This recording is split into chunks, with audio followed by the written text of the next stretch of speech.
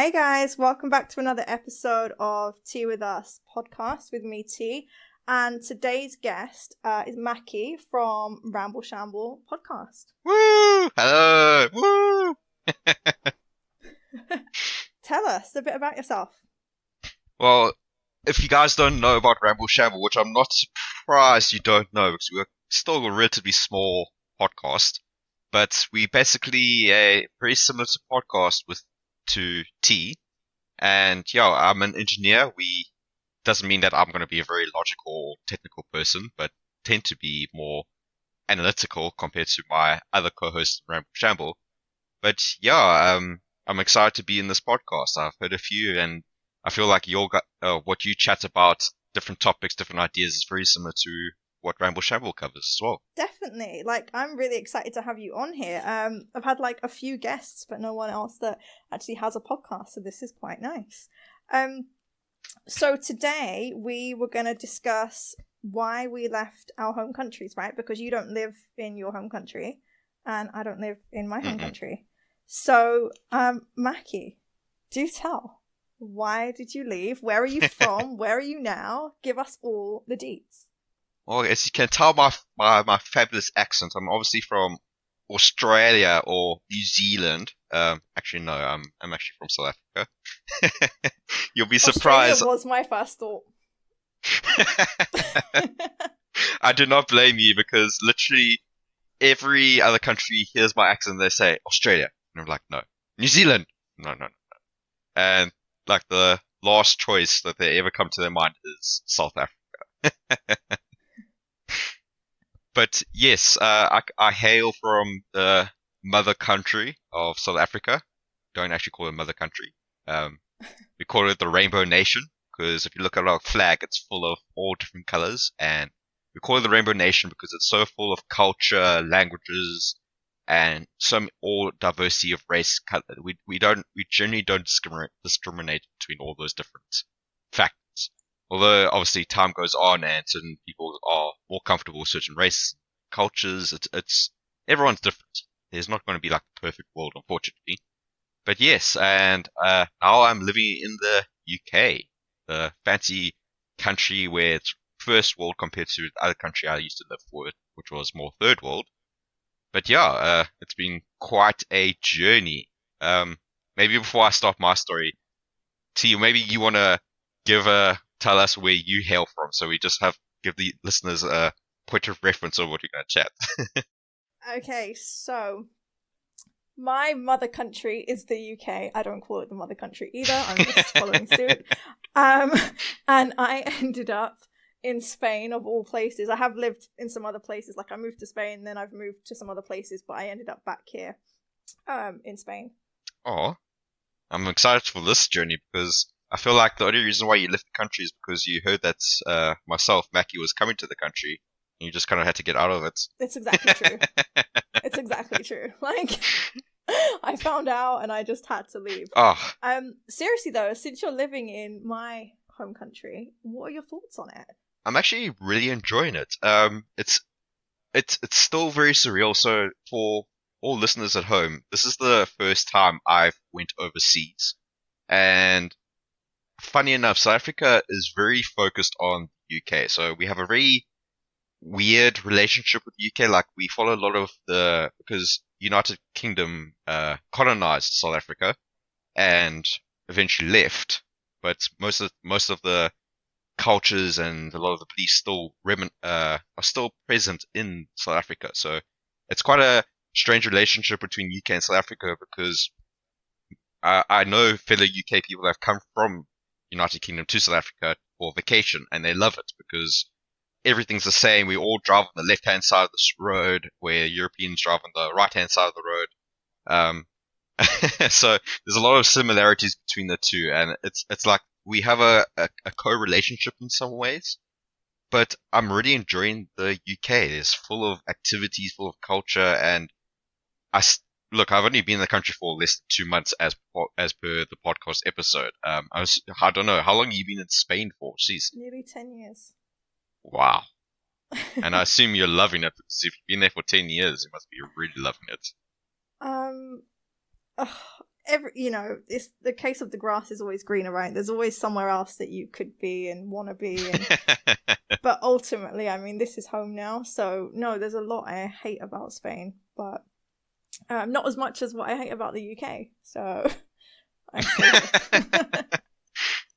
But that's the strangest thing, because obviously I come from South Africa, and jeez, the crap I can tell you about the country. Obviously, if anyone looks in the news, there's a lot of things that are wrong with it, which I'll touch on, but I won't go in depth. Deep detail? Depth of detail? I think the right word in there. But yeah, no.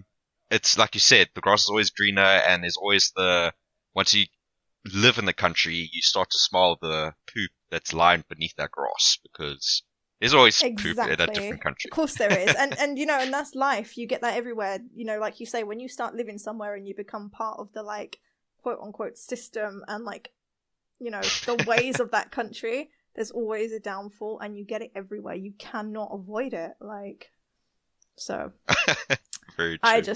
It's like Spain is the lesser of the two evils for me. So I just stay here. Oh, 100%. You look, right now I'm living in the United Kingdom, and people say, "Oh, you're gonna become a permanent British citizen and all that kind of stuff." Like, well, that depends on what life decides, or what cards life decides to deal me, and then I'll make my decision on what junctions I want to do. Maybe I go to visit you in Spain and realize, hey, Spain is the place to be. Well, I don't know. Not so sure about that. But yeah. I can think of much better places. But yeah, should I tell the story of how Macky migrated to the country? I'm dying to hear this story. I can't wait. Do tell. Don't leave out any deets. Give me like start to like today. I want it all. I want it all.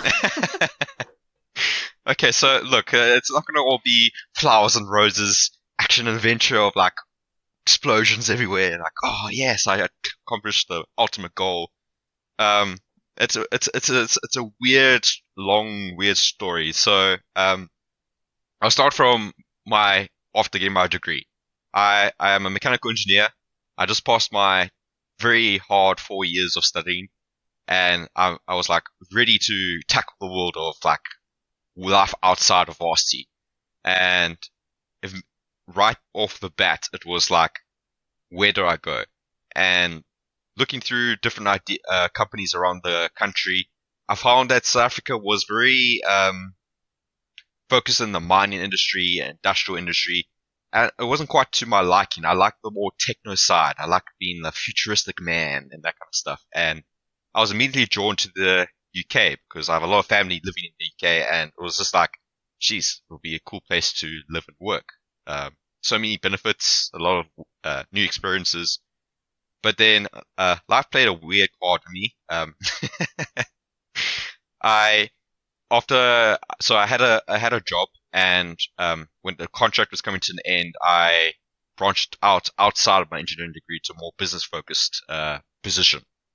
And that business position was sending me not to the United Kingdom, not even to Europe, not even to like America or anything, but to Southeast Asia.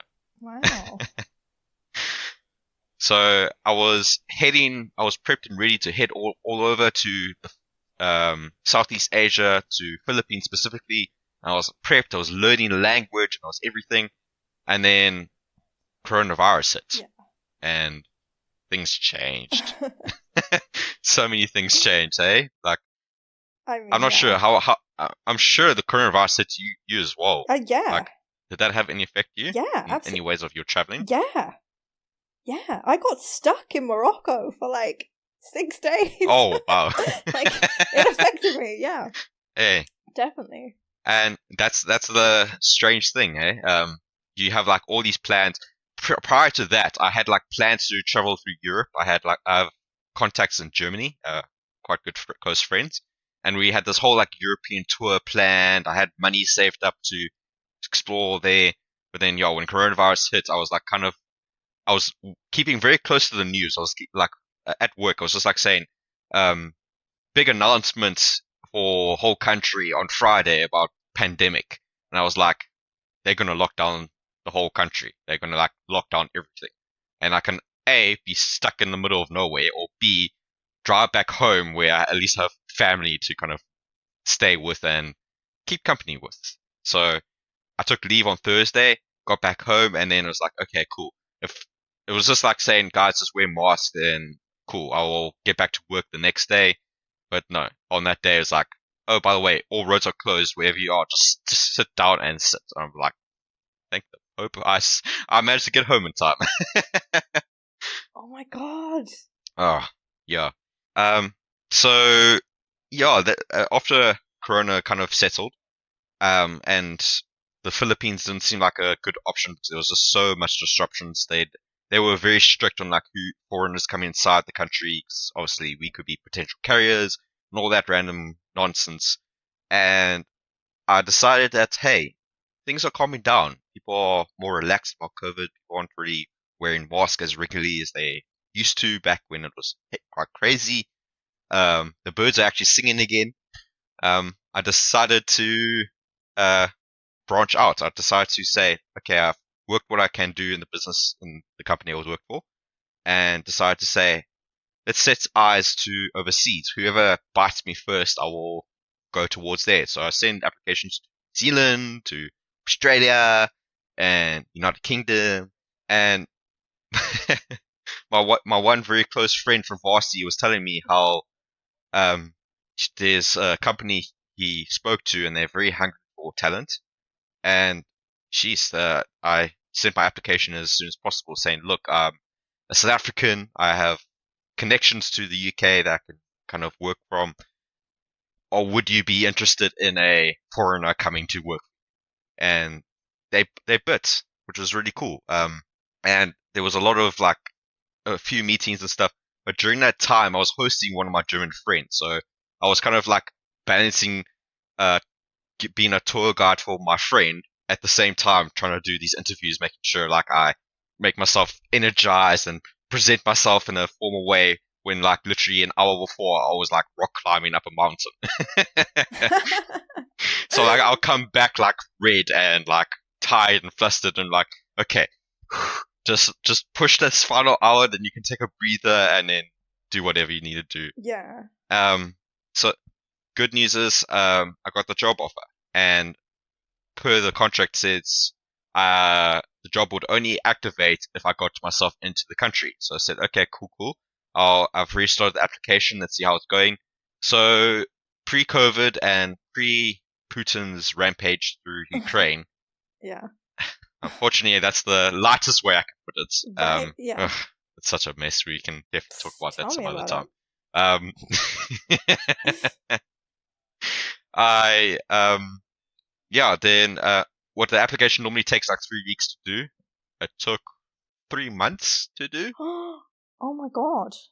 and it was actually a bit dicey. Hey, I was like, I was so, jeez, I was in a big stress panic mode. Like, jeez, if I if this happens, then unfortunately I'll have to try for a different job. But I already had applied my application, and I spent a crap ton of money for this application, like pretty much all my life savings and stuff. So I was like saying, oh boy, this is going to be a quite a journey. And the country was going through some crazy waves of what we call is load shedding. It's something where if you ever go to South Africa, you might experience it. It's where we have national power outages just to kind of help the electricity grid. Whole different story that I do not want to go into unless you are very interested in to go into. But it's not a very happy story. And yeah, I managed to get the application, managed to lose half my hair. Not kidding about that. I still have all my hair.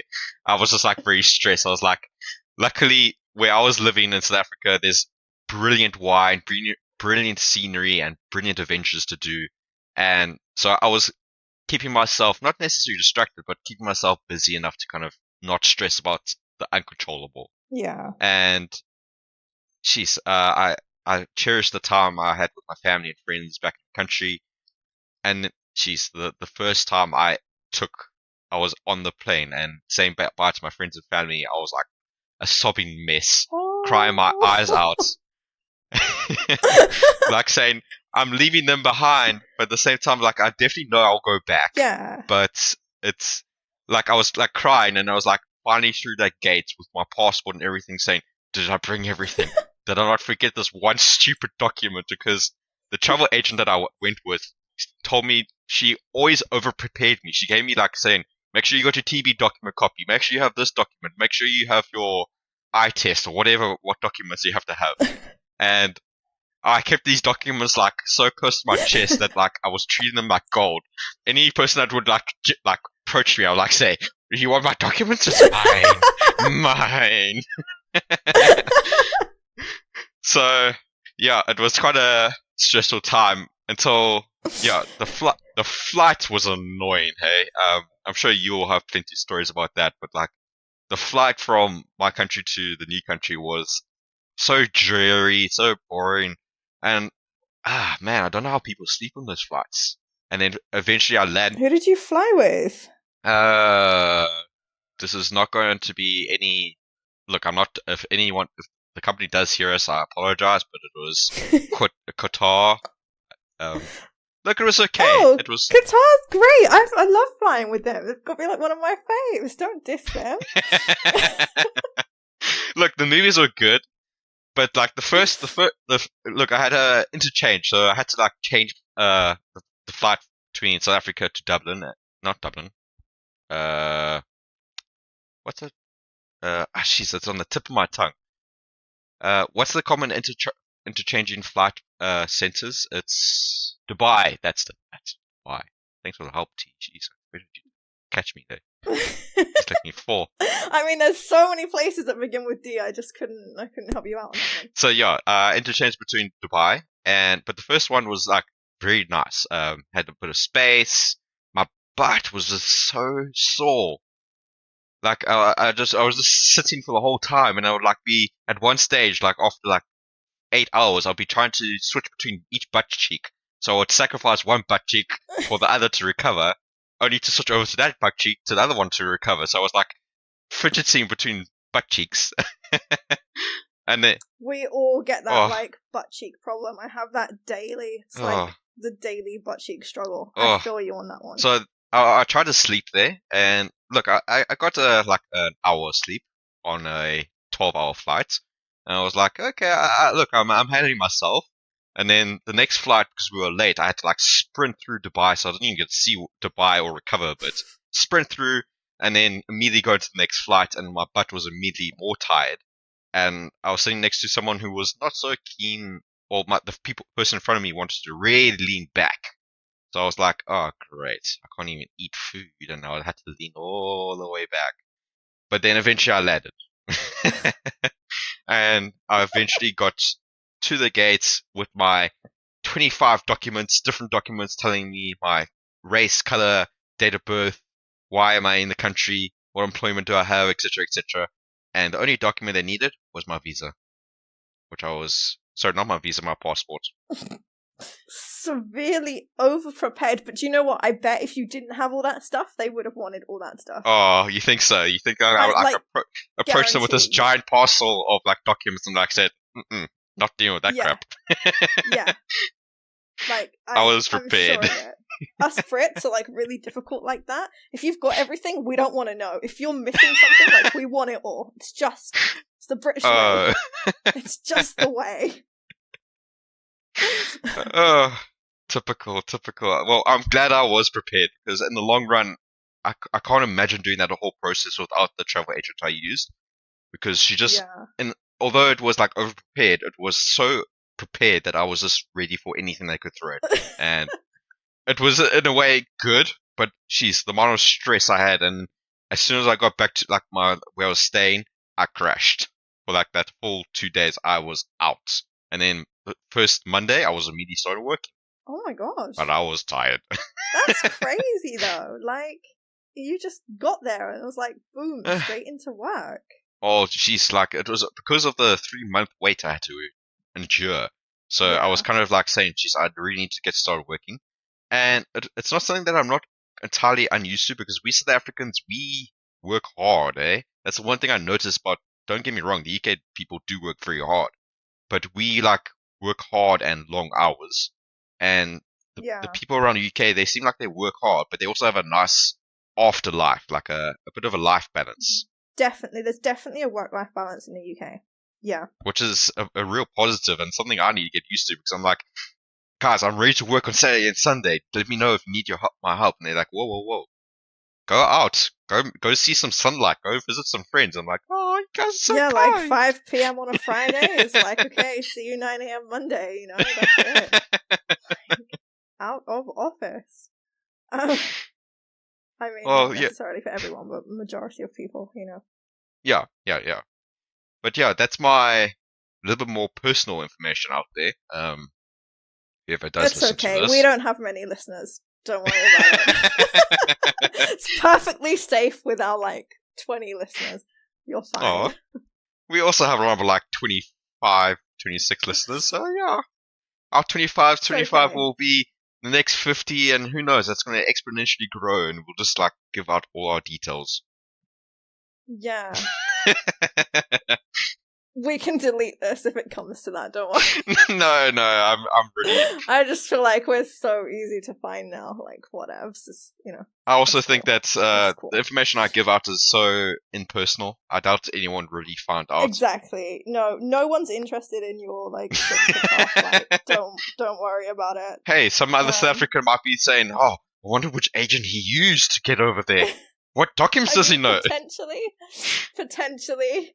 Look, we'll worry about that when it comes to it. Like, if you guys want to know, just get in touch with him. I'm sure he'll tell you everything, okay? Yes. I still wake up with like the sweats, like I'm sleeping at night and like wake up like, did I get all my documents? Am I still in the UK? Where am I?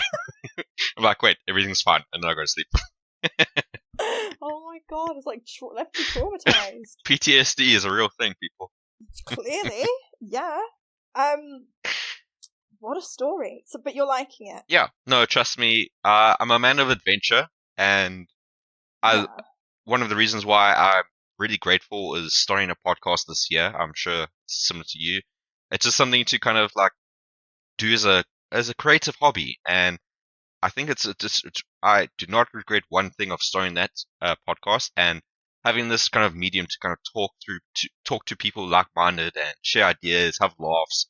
It's just a fun way to do everything. And why I mentioned the podcast is that it's the one consistent thing I keep doing along with my job now. And it's a nice way to keep busy, keep working, and enjoy life and learn and try new things. Yeah, I completely agree with you. I love it. It's definitely like the one thing that is consistent, and you can, like you say, talk to so many different people that are all actually like-minded, but from different sort of paths of life and different jobs. And there's a lot of I find it really interesting. I've actually learned so much since I started doing this. It's strange, eh? It's crazy. Yeah. It was like the most random thing I could have ever started in my life, but I'm absolutely loving it. I know you want to start your story, but I'm not sure if you're ready, but I'll just tell my story of why we started Ramble Shamble. Yeah. Literally, my friend and I, we love hiking, and in South Africa, hiking trails are so amazing. Especially during springtime, like everything's blooming and flowers, and you just walk, and you're just like, whoa, wow, ooh, and see animals and walk past the animals, hope that they're not predators and not kind of sneak away. But I have a good friend, and my friend and partner, we were just chatting about the weirdest things, and it was like perpetual motion machine. How would we make a perpetual motion machine where it's basically a machine that does not require any energy input, or just consistently move or consistently make energy from nothing?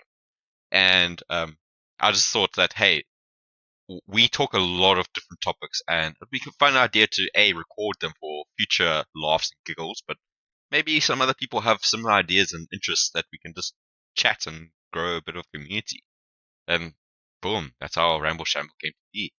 Oh, that's interesting. But you know what? I have had a little scroll through your podcast episodes, and I get it's random. I mean, it's not any different to mine. It's just as random. It's I think a lot of people have the same sort of random thoughts and random conversations. It's actually good to hear someone else's random thoughts and random conversations.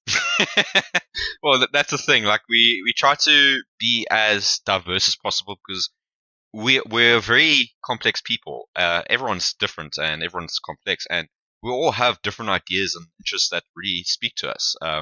Some things interest us more, some things don't, and it's like touching on topics like anime, which people love. I don't watch anime as often, but talking about how past of anime like Dragon Ball Z, cult favorite, it's fun to chat about that. But then we talk about the complete opposite. We talk about our favorite sports and sports of the future, and it's just things that interest us. When things interest us, and it's nice to change this topic every now and again. It keeps it fresh, keeps it interesting. And I see you do that as well. You having a podcast with another podcaster, and it's just totally different. Every week we do a different topic because neither one of us, like me and Shika, could decide on like a niche topic, and I feel like there's so many like true crime and stuff like that, and 100%. I don't want to focus on one niche because I'm not just interested in one thing. Like, I might just have a random thought and be like, okay, let's discuss this next week because maybe other people are like feeling it too. I don't know. This is casual. This is fun. It was never meant to be anything more than enjoyable for me. Yeah. So I just, I talk about what I want to talk about and what I find interesting in the hopes that maybe some other people find it interesting too. I don't know. Yeah, and that's why Ramble Shamble we try to have like a Discord and that kind of stuff to kind of bring people to commute together, and I think that it's such a clever idea. I love your concept. It's reflects Ramble Shamble and yours reflects vice versa, and it's just a fun thing to do. Like you said, we chat what we want to chat about, and if people are interested, I feel like they should be willing to voice their opinions and interests. Absolutely, yeah. It was never meant to be anything more than just, enjoyable. And if I have to stick to talking about like one niche topic because of like a certain amount of listeners and I have to maintain that, then to me that's not enjoyable. I just want to talk for the sake of, I just want to chat about what I want to chat about. I mean, basically all it came down to was my other half just got fed up of hearing me chat shit. And I was like, I need someone to do this with. And boom, here came the podcast. So me and Shika met online and we hit it off and like boom, we just had this podcast. I don't know, it was just the most random thing that I could have ever started in my life. Like I say, it was just somewhere to chat shit and be like accepted for the stuff I chat about, because it's just the most random stuff. Like, I understand people around me must get so bored of like just hearing me babble on. I can imagine that you can force your +1 to listen to every one of your podcasts now, and now he has to like listen to it, or he feels the punishment. Oh no, he has nothing to do with it. He won't even listen to an episode. Ouch. Sure. All that love, Zero interest. No, do you know what? It's fine because it would just give him something else to like take the piss out of. So no, it's all good. This is just my this is my safe space. Yeah. So it's okay. Yeah. I don't mind. So I suppose really we started it for the same reason you did. I mean, it was just random, like, just one day I was like, I really want to start a podcast. And I was like, I need someone to do it with, because me just talking on my own for like an hour, I mean, I can talk, but like, that ain't going to get any listeners. Like, let's be real. No one's going to listen to that. So I just went online, me and Sheikah met, and I had like load of like weird guys get in touch before. And I was like, not really like feeling this. I know, right? Weird sites. Anyway, and then Sheikah was like the only girl, and I was like, okay, like we've got to get on video because I have to like, I want to check she's actually a girl, so check this out. All the weirdos I've had before. And it was like, oh my god, you're a girl. Like, yep, okay, let's do this. And the next day, we'd already like recorded like 2 episodes. Wow. I didn't even know. It was crazy. And look where you are now. Yeah. You found the weirdest person probably on the internet. Podcasting with them. Oh, you're not the weirdest. No. I had the weirdest the other day. Uh-oh. You're not the weirdest. Hooray! No. I have proof. I'm not going to name names. no, it's definitely, I've definitely met some questionable characters. Yeah, no, it's all fun and games, isn't it? All fun and games. Okay, now I'm dying. I'm dying here. I'm dying to listen to your story. Pretty sure all your listeners are as well. Tell us your story. Oh no! You can hear them chant in the background. And there's me trying to divert with the podcast. Oh, okay, my story. So there's gonna be haters for this. Haters gonna hate. Maybe even the British Passport Office might get like, I might end up with a fine in the post to me for this. Oh god. There's definitely gonna be haters. Right. So I suppose it all starts way back when I'm taking you back, guys. I'm taking you back to when I was 13 years old. And my best friend in like the whole wide world, she's not now, she's a bitch, I hate her. So my best friend in the whole wide world had moved to Bahrain, which is next to Dubai, funnily enough. So anyway, but our mums were also best friends for like 30 years, like now 30 years, not now 30 years. Anyway, so they moved to Bahrain. Oh, wow. And I really missed her. So my mum and my dad, like, actually no, just my dad, put me on a flight on my own at 13 years old to go and visit them. Wow. And I had the best 3 weeks of my life. I had the time of my life. Macky, I can't even tell you that feeling. It was phenomenal. I fell in love with an Arab. And I tell you love, like I still think about this man to this day. I fell in love. Like, I've been with my other half for 10 years and I often say like, no, my first love, like it was so special. I can't even tell you. So anyway, at the end of my 3 weeks, my time was up and I was like, shit, I've had a taste of like life somewhere else now. And I went back to the UK, and when I tell you, I cried for days. I'm not even exaggerating. I cried for days. I got in like a really bad place because I was just on BBM all the time to these Arab guys, like this one in particular. And I couldn't get myself out of this hole. I was hurting. Like, I still feel the pain now. Aww. Like, that's how bad it was. I know. And anyway, so my mum and my sister, we went back, all of us together, like it was their first time. I went in like the June and July that year, and we went back in the December because my mum was like, shit, she's heartbroken, like, we've got to take her back. So she did. And so I was then 13 or nearly 14. Would have been 14 in the March, and that was in December. So anyway, again, had like the best time of my life, and like to leave was so heartbreaking, and I didn't get back there, and I haven't been back there since. And anyway, so I was 14 then. So fast forward to 16 years old. I just finished my GCSEs at school. Oh, wow. And my grandparents lived in Spain at the time. And I came to see them for 10 days. The second I landed, there was a man. Okay? There was a man. A lovely Spaniard. He's not lovely, he's a dick. At the time, this lovely Spaniard, like, I fell in love. Oh, no. Again, right? Like, just rip my heart out now, please. Yeah, I fell in love. And anyway, I spent every day of my whole 10 days with him. And it got to the day when I had to go home. I didn't want to go. Oh, no. I know. And so the night before I was going, my step-cousin, she's a bitch too, by the way, lived here at the time. She doesn't know, she's back in the UK because like everything went tits up because she's a bitch. I'm not actually that mean, I just want to say that. Just people are really mean to me. She gave me €50 and she was like, get a taxi and go home and then go to the airport with that money, okay? And I was like, wow. Ouch, like she's like, when I say she's a bitch, like she actually is. Anyway, and it's not even my step-cousin, it's my dad's wife's niece, or maybe it is step-cousin, or whatever she is. Anyway, yeah, so anyway, I took that €50, I used it on a taxi to get home, and I had like €40 left, like whatever it was at the time. And the next day, I was meant to leave, and it got to the time, my granddad was like, okay, I'm going to take you to the airport. I was having a meltdown, and I mean like meltdown. I was hysterical, and I was like, what can I do? Like, I'm 16 years old. What can I do? I can't leave this man. Like, I cannot leave. The only thing I could do was rip my passport up and put it in the toilet. And I thought, right, that'll at least stop me leaving today, right? Like, it's going to take a while before they get... Right, so I did. That's what I did. I ripped it to pieces and I put it in the toilet.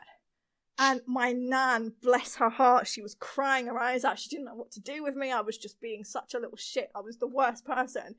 And my granddad got so upset. And in the end, my granddad, because he loved my nan so much, he said, you've got to go. You're upsetting her too much. You've got to leave.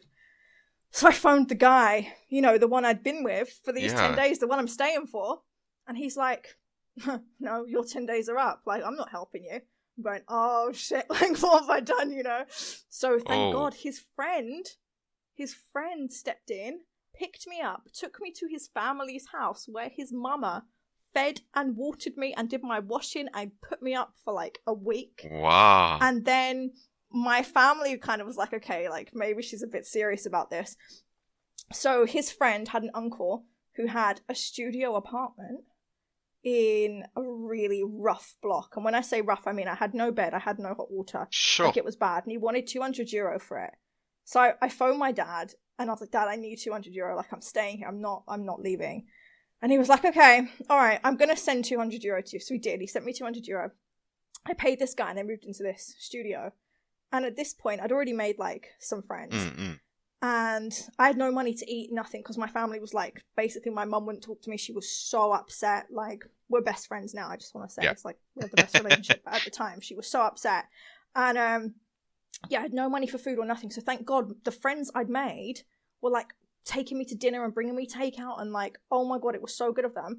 But it got to the point where there were some really questionable characters sitting outside my front door all night. And like not having hot water and stuff, it was like unbearable. So when my dad realized I was serious, he got me a better studio that had like hot water and a bed and like, you know, all this stuff, right? So I moved into this studio and you know, it was great until I couldn't pay the rent. So I started working. I was working 3 jobs a day. I was doing one breakfast shift at an Irish bar. Then I was doing the lunchtime shift at the sister bar.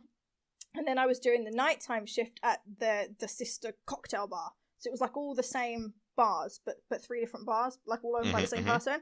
So I was doing, breakfast, lunch, and dinner, and I still just wasn't making enough to sustain myself, to like pay bills. I mean, I'm 16 years old, and I'm like, what are bills, you know? I come from a private school with a mum that did everything for me. Like, there was a housekeeper to do my washing, and suddenly no, there isn't. I'm on my own. Like, what am I doing, you know? Anyways, very character building. When I figured out, you know, the washing machine and how you do stuff like this and what to eat, and it was great. And then from there I just moved on up. So I finally got like a 1-bedroom apartment, and then I got a job in telesales. And when I say telesales, I mean 4 guys in a rented studio apartment with phones on their laps. And I was getting paid €50 a day plus commission. Amazing. So it was great. So I did that. Yeah. And then I met my other half. Oh. So I was on, no. Oh. I was on a blind date. Okay. With a Spaniard. Okay. And my other half was the bartender. I was I'd had too much to drink at this point. So this was all like within like 4 months of being in Spain, by the way. And then anyway, so I met my other half and I left the Spaniard and I went with him. I told the Spaniard that I actually worked there and my shift started now, so I had to go. Smart. I just like, it was so weird. Anyway, and then so me and my other half went to another bar in a marina, and both our drinks got spiked. My phone got stolen. Oof. He walked off. He'd actually left me. I was on my own, and the police picked me up out of the like street bit by the marina, like the bit by the water. Anyway, so I'd been like spiked, mugged, everything. And then the next day, I went back to the bar where I knew he worked, and I said to him, like, why did you steal my phone and my money? And he's like, I didn't. I had everything taken too. And I'm like, well, I have no phone now. Like, how do I call my family? But obviously back in those days, it was 2013. So I didn't have an iPhone. I had a BlackBerry. But I had to pawned my BlackBerry a couple of days before for food money, so I had like a really cheap Android. And obviously, then you had the SD cards for like pictures and stuff, didn't you? Yeah. So I had that, and I'd lost all my Bahrain memories, right? So that, and it still to this day hurts, so I never got them back. So he gave me like his tablet that had a SIM card in it, and then he went and like tried to get me a new phone and stuff. Long story short, we're still together 10 years later, having lived in Tenerife, Latvia, and in different parts of Spain. And obviously, like, in between all that, I started a fintech and did all right for myself. And have like 4 wonderful dogs and a kitten, and all the stuff in between, and a car, and how it all goes, right? Like the house, the car, the blah, blah, blah, all of that stuff. Yeah, she's look.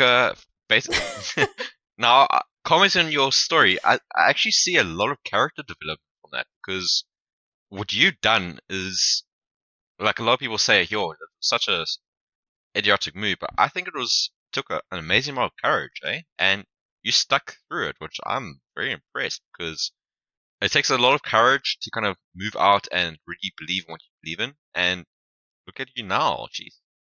I doubt you. I know the journey must have been bumpy, but do you really regret what you've done? I don't think so. I don't have one. I don't have one regret. Yeah. And you know what? I wouldn't do anything differently either. Yeah. There's not one thing that I would go back to and say, do you know what? I would have done that differently. Yeah. I wouldn't know. I feel like that's what a lot of people take for granted, because they're so surrounded by so many luxuries and everything. And only when you really like adventure by yourself, or be out by yourself, or earn for your own living and that kind of thing, you really learn that, hey, this is life. This is what it takes to do things. Absolutely. Yeah. I mean, it's a weird one. And there's a lot of haters, because of what I did. And like, people hate on my parents, like, for letting me do it. But the thing is, I wasn't going to go home. There's nothing they could have done to have forced me back home. Like, if they would have taken me back home, I would have made their lives hell. Oh. I was that determined. Do you know what, though? I realised I was so ballsy back then. I was like the ballsy 16-year-old. And as you get older, I mean, I'm 25 now, you sort of lose some of the fight that you had then. But maybe it's just because now I don't need to fight for stuff like that, just because I have it. I don't know. But I realised that I'm not as ballsy. Like, would I do that now? Would I up and move to another country? Like, no! Are you joking? Like, I plan my trips. Like, I'm not going to just up and move to another country and be like, oh, the thought of it makes me, like, shake and sweat. No! God, no, I couldn't do it again. Thank God I did it then, because do you know what? I would otherwise now be in the UK, probably working a 9 to 5. I wouldn't have the business that I have. Yes, guys, I talk about my debt a lot, and I have a shit ton of debt, I really do. But I wouldn't change what I do. It's great fun what I do. Sexist comments and all, debt and all. I love it. But if I'd have stayed in the UK, I don't know. I wouldn't have anything that I have today. Yeah, and look, it comes from adventure and everything. Like, the first time it's nothing compared to you, but first time I had to like live by myself, you were a lot more adventurous. Me, I was like, because like yourself, I had a lot of things done, because I had family members that were there to support me and all that kind of stuff. But then I had to live by myself. I had to move away to kind of study the studies that I wanted to study, and to be an engineer. And I really had to. My family did send me money, like your similar case, but I had to do everything myself, laundry, everything, and I was completely flabbergasted. Like, geez, what's life? What is the ways of doing things? Is there a no of things that you should not do? And you only learn that by experiencing life, taking that jump and saying, I'm here to learn, I'm here to grow. And I can tell from your story that you took the jump. Like all life, there's going to be very confusing, very embarrassing moments. Like, who hasn't done that? The people who've taken the jumps and leaps, there's always going to be those fumbles and falls. But I see that you picked yourself up and honestly, you've done it. My life is full of them. Yeah, well, I mean, you've got to keep picking yourself up, haven't you? Because otherwise, what happens? 100%. You know? Jeez. You've got to keep going. I mean, God, there's like memories I have of stuff I've done, and I cringe so hard. And do you know what? They appear in my head like a movie Yeah. at like 4 a.m. And it's like, oh my God, did I really do that? And it makes me cringe. And I'm like, look, I don't have to think about this now. I've done it. It's like everyone else has forgotten. But no, my brain plays it like a movie at 4 a.m. And it's just so cringy. Like, oh God, I just bury my face. Like, that didn't happen. It just didn't happen, okay? The ultimate punisher of any person, like the worst critic the worst critic to you is your own self. You're like, seriously, I did that. What the F was I thinking? But back then, you're like, thinking, this is a thing. This is a plan. This is a good action plan. Yeah, right. This is it. Like, or just like things you've said, and you go, "Did I really say that?" Like, oh God. And it's just, I just don't have a filter. I mean, it's just like, blah, blah, blah, comes out, you know? There's no filter. I feel like when you're gonna have kids, or if you do have like a little kid to like mature and that stuff, you're gonna tell them, you know, back in my day, I did all this weird crap, and they're gonna say, oh yeah, sure, yes, mom. Oh my God, don't. Like, it's so embarrassing though, isn't it? It's like, do you not have things like that? You've done something, and at the time, you didn't see an issue with it, but looking back on it, you're like, what did I do? Like, does it make you cringe? I look at it as a life lesson, so yes, it makes me cringe, don't get me wrong. It's like the time when you just about to go to sleep and you think, you know, back when you just you were in a moving car and people said, jump out the car, but they were jokingly doing it and you jumped out anyways. I'm like, yeah, I remember that. Did you do that? Yeah, just think. I did, and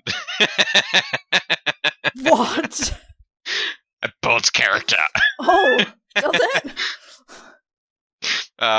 Well, I learned a very valuable lesson at that day, is that you need to run with the car, not just jump and put your feet like still, because then you slide, and not in the right way. Oh. That's like quite No, detailed. it was okay.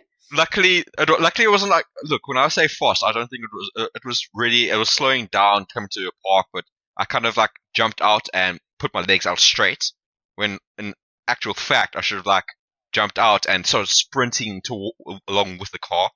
But I didn't know back then, so I kind of learned that lesson. So do you still have two legs? I have to jump on them. Yes, sure? yes. Because that just sounds really like, it just sounds terrible. I mean, but I'm just proving to you that we've all done silly crap, and it's life lessons of certain things. Like, I feel I cringe about it, but at the same time I say I know better now, and it's stuff that you only really learn. Like, people will tell you about books and all kinds of stuff, but you truly get a understanding and feel of everything by experiencing and doing things, even though it's stupid to do things. But don't get me wrong.